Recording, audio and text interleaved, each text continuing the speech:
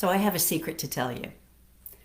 The journey to heartfelt leadership begins with you.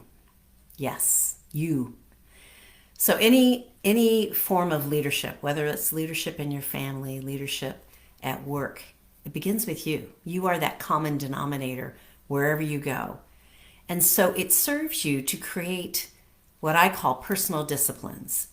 And so in looking at, well, creating personal disciplines starts with your awareness of your life. So those personal disciplines are making sure that you take care of yourself. Self-care is foundational, and it's really relevant nowadays, especially with the pandemic and exhaustion and burnout.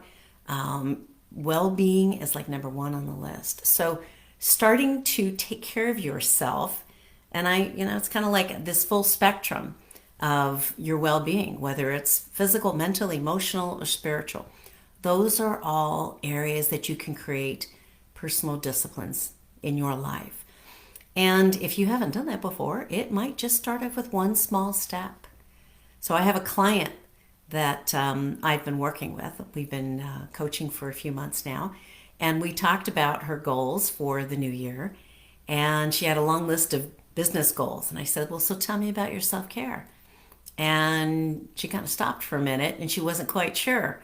So what I really wanted to point out to her is that's the piece that's foundational. The more that you care for yourself, the more that you're disciplined about how you take care of yourself, then everything else will follow.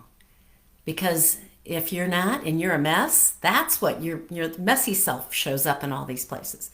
Not that it's bad to be messy, but it's kind of coming back to yourself to create those disciplines. So the key here is understanding how vital it is for you to care for yourself in leadership in all forms. So in looking at you as the common denominator, it really is an important aspect for you to take a look at your life. And I know right now, this time of year, there's a lot of people who are looking to make change. Yet I will point out, sustained change is the key. Because if you have a long list of things you're going to do, in a month, you may not get to any of them.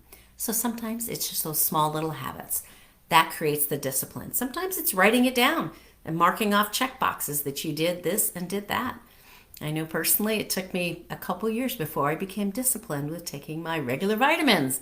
I don't know why it was so hard. And yet it took a habit. It's creating these new habits. Those are the disciplines.